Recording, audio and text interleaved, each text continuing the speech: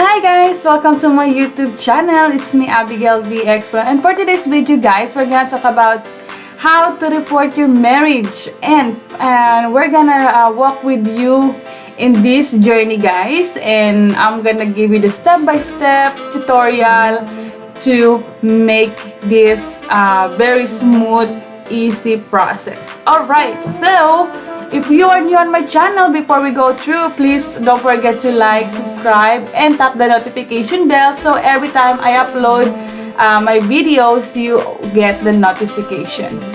Alright, so are you ready guys? Let's walk on this journey.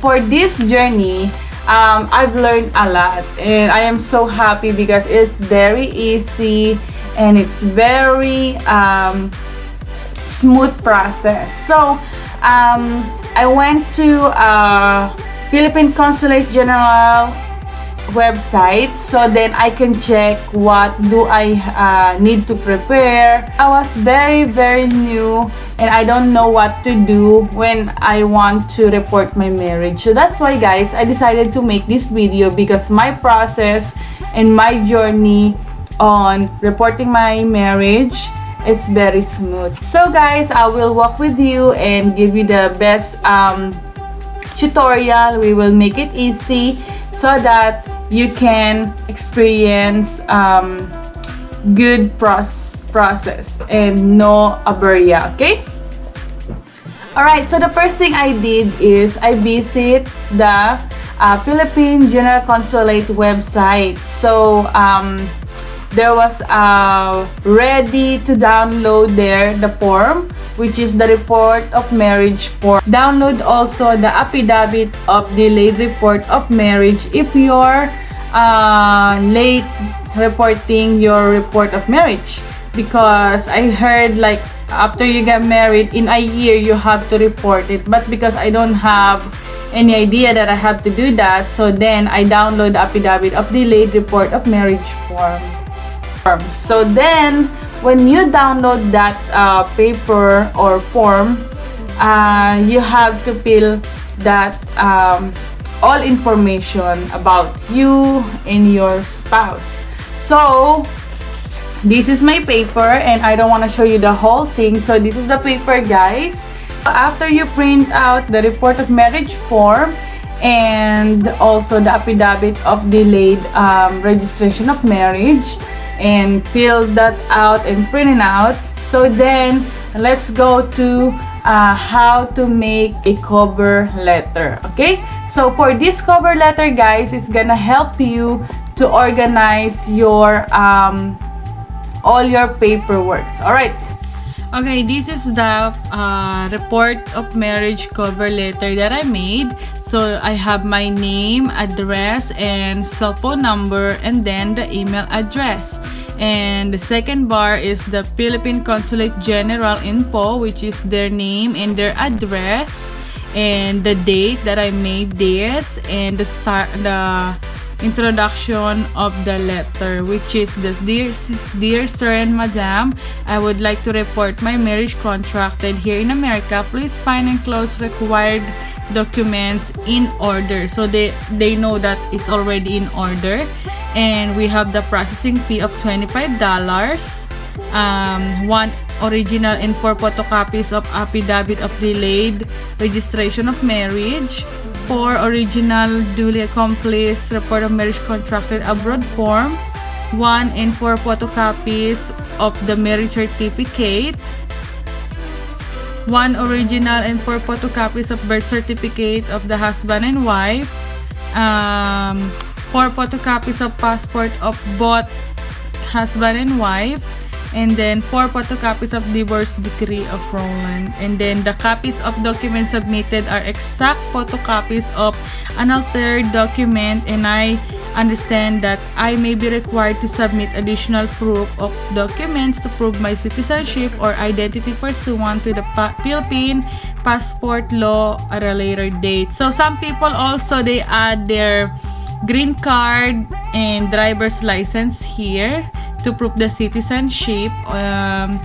But me, I did not. So that's my cover letter, guys. So we're gonna talk about what are the requirements for reporting our marriage, and also, guys, this is the organize the same thing on how we put our paperwork in the envelope. Okay. Number one on our cover letter. Number one is the processing fee of $25. So me and my husband, we have to go to our bank to get this cashier's check, and I also bring my papers, my report of marriage form, and then I also bring my affidavit, delayed registration marriage form. Why? Because I heard that banks can notarize paperwork, but no, our bank cannot notarize our paperwork. So then we have to go to UPS to get notarized. So that's where I got notarized my paperwork. Alright, so the next is we need, so after we have the processing fee, a cashier's check of $25, the second one we need is the 4 original accomplished report of marriage contracted abroad. So signed and notarized. So that is the form of our report of marriage form. Okay, the report of marriage that we download. Third one we need is one original copy of your marriage certificate, and you have to photocopy it. Four photocopies of your marriage certificate. And number 4, we need original birth certificate. You and your husband's birth certificate, you need those. And then you and your husband's passport. And then 4 photocopies of your wife too. Alright? And I also put my my husband's paper, divorce decree. Okay, so and also, guys, on your cover letter, you can also add your driver's license or your green card, and you can also add that you have your self-address envelope after those added documents. So you can add, I make sure I have it inside. I did not detail it on my cover letter, but it's still okay because they're gonna see it anyways. That is our requirements that we need to complete. Okay, so when you are making a cover letter, guys, please, whatever you put on your cover letter,